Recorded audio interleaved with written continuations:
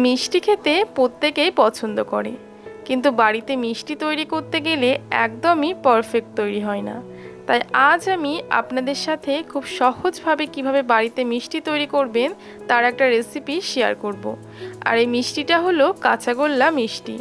এই মিষ্টিটা এতটাই দারুণ খেতে যে মুখে দিলেই মিলিয়ে যাবে।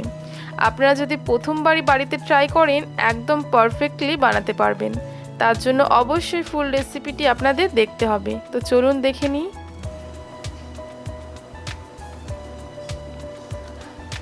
মিষ্টি বানানোর জন্য প্রথমেই যেটা দরকার হয় সেটা হলো দুধ।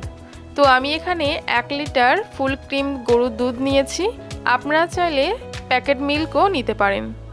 এবার দুধটা খুব ভালো করে জাল দিয়ে ফুটিয়ে নিতে হবে। তার জন্য বেশ কিছুক্ষণ জাল করে নিতে হবে। তো বন্ধুরা দেখতেই পাচ্ছেন দুধটা ফুটে উঠছে। যখন বলক উঠবে তখন গ্যাসের ফ্লেমটা লো করে দিয়ে খুব ভালো করে নাড়িয়ে নিতে হবে। আমরা দুধটাকে কাটিয়ে ছানা বার করে নেব। তার আগে খুব ভালো করে ফুটিয়ে নেওয়া অত্যন্ত জরুরি। আপনারা কম বেশি সবাই ছানা কিভাবে দুধ থেকে বার করতে হয় সেটা জানেন। আর যদি আপনাদের না জানা থাকে তাহলে আমার এই রেসিপির ডেসক্রিপশানে একটা লিঙ্ক দিয়ে দেবো, সেখান থেকে দেখে নিতে পারেন। এবার আমি ভিনিগার দিয়ে দুধটা কাটিয়ে নেব। তো তার জন্য একটা বাটিতে 2 টিস্পুন পানি আর 2 টিস্পুন ভিনিগার নিয়েছি। সেটা দিয়ে দিলে 1-2 মিনিটের মধ্যে সম্পূর্ণ কেটে এই রকম ছানাতে পরিণত হবে। তো দেখুন কত ভালো ছানা তৈরি হয়েছে। আপনারা চাইলে এটা লেবুর রস দিয়েও ছানাটা কাটিয়ে নিতে পারেন। দুধ থেকে ছানা কাটানোর পর যে এক্সট্রা পানিটা থাকে সেটা আমি খুব ভালো করে ঝরিয়ে নিয়েছি। আর দেখুন কতটা ঝরঝরে ছানা তৈরি হয়েছে। আর আজকের কাঁচাগোল্লা মিষ্টি বানানোর জন্য আমাদের একদম এইরকম ঝরঝরে ছানার দরকার। বন্ধুরা অবশ্যই লক্ষ্য রাখবেন ছানাটা যেন এরকম শুকনো শুকনো হয়, কোনোভাবেই যেন এর মধ্যে ভিজে ভিজে ভাব না থাকে। খুব ভালো করে পানিটা চিপে চেপে ঝরিয়ে নেবেন। এবার আমাদের যেটা করতে হবে, এই সম্পূর্ণ ছানাটা 2 ভাগে ভাগ করতে হবে। এবার এর মধ্যে থেকে একটা ভাগ অন্য একটা পাত্রে তুলে রাখতে হবে, আর অর্ধেকটা এই থালার মধ্যে রেখে দিতে হবে।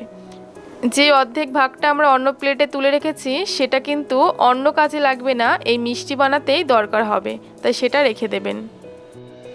এবার অর্ধেক রেখে দেওয়া এই ছানাটা হাতের ঠিক এই অংশটা দিয়ে ঠিক এইভাবে চেপে চেপে মথে নিতে হবে। এই মথে নেওয়ার কাজটা কিন্তু হাতে সময় নিয়ে করতে হবে।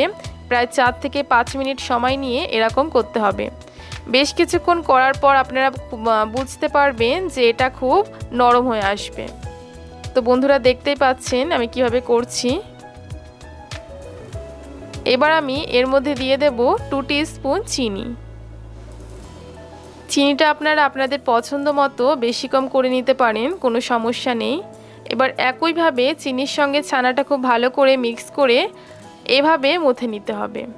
আবারও প্রায় 1 থেকে 2 মিনিট সময় নিয়ে মথে নিতে হবে। চিনি দিয়ে প্রায় 2 মিনিট মথে নেওয়ার পর আপনারা দেখতে পাবেন চিনির দানাটা বেশ ছোট হয়ে এসছে। তখনই আপনাদেরকে বুঝে নিতে হবে যে আপনার মথার কাজটি একেবারে পারফেক্টলি হয়েছে। তো বন্ধুরা দেখতেই পাচ্ছেন আমার চিনির দানাটা কিন্তু আর দেখা যাচ্ছে না, মানে একদম পারফেক্ট মথে নেওয়া হয়েছে। দেখুন বন্ধুরা আপনাদেরকেও ঠিক এইভাবে করতে হবে।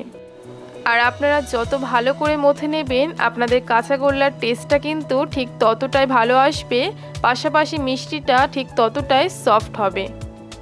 খুব ভালো করে মথে নেওয়ার পর আমাদের যেটা করতে হবে সেটা হলো একটা কড়াইতে মথে নেওয়া ছানাটা দিয়ে দিয়ে খুব একটা চামচের সাহায্যে ঠিক এইভাবে নাড়িয়ে নাড়িয়ে এটা হালকা ফ্রাই করতে হবে।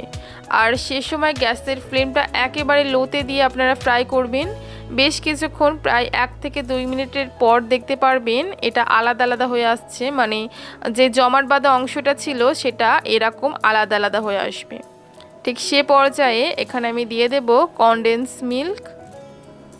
আমি এখানে হাফ বাটি পরিমাণ কনডেন্স মিল্ক ইউজ করছি, আর এটা আমার হোমমেড কনডেন্স মিল্ক, একেবারে বাড়িতে বানানো। আপনারা যদি দেখতে চান তাহলে অবশ্যই আমাকে কমেন্টে জানাতে পারেন কিভাবে কনডেন্স মিল্ক বাড়িতে তৈরি করা যায়।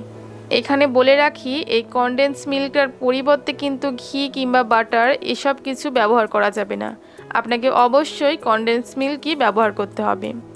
নইলে মিষ্টিটার টেস্টটা কিন্তু ভালো আসবে না। আর বন্ধুরা, কনডেন্স মিল্ক বানানো কিন্তু খুবই সহজ, যে কেউ বানাতে পারবে। 1 মিনিট মতো মিক্স করে নেওয়ার পর আমি এটা প্লেটে তুলে নিচ্ছি। বন্ধুরা, মনে আছে প্রথমে আমরা অর্ধেক ছানা একটা প্লেটে তুলে রেখেছিলাম। এবার সেই ছানাটা এই ছানার মধ্যে দিয়ে দেব এবং খুব ভালো করে মিক্স করব। ঠিক এইভাবে। এখানে বলে রাখি, ফ্রাই করা ছানাটা যখন হালকা ঠান্ডা হয়ে আসবে সে পর্যায়ে কিন্তু এই কাজটা করতে হবে। পুরোপুরি ঠান্ডা হয়ে গেলে কিন্তু আর এই কাজটা করা যাবে না। বন্ধুরা, এই মিষ্টিটা বানানো খুবই সহজ, যে কেউ বানাতে পারে। শুধুমাত্র মাখামাখি ঝামেলা ছাড়া আর অন্য কোনো ঝামেলা নেই। আপনারা যখন ইচ্ছে তখন ঝটপট এই মিষ্টিটা বানিয়ে 1 থেকে 1.5 মাস সংরক্ষণ করে রাখতে পারেন। পাশাপাশি মিষ্টিটা তৈরি হওয়ার পর এতটাই সফট হয় যে মুখে দিলেই মিলিয়ে যায়। তাই অবশ্যই যারা মিষ্টি তৈরির কথা ভাবছেন তারা তো এই মিষ্টিটা অবশ্যই বাড়িতে একবার হলেও বানাবেন। দুটো ছানাই একসঙ্গে মিক্স করে নেওয়ার পর এই ছানার ডো থেকে অল্প একটু ডো হাতের মধ্যে নিয়ে গোল গোল করে ঘুরিয়ে মিষ্টির শেপ দিয়ে নিতে হবে। আমরা যেভাবে লাড্ডু বানিয়ে থাকি ঠিক সেভাবে। আমি একটু মিষ্টিগুলো বড় সাইজের করব, তাই একটু বড় আমি ডো নিয়েছি। আপনারা যদি ছোট সাইজের করতে চান তাহলে আপনারা হাতের মধ্যে অল্প একটু নেবেন। আর দেখুন বন্ধুরা, আমাদের মিষ্টি একেবারে তৈরি। আপনারা এভাবেও খেতে পারেন।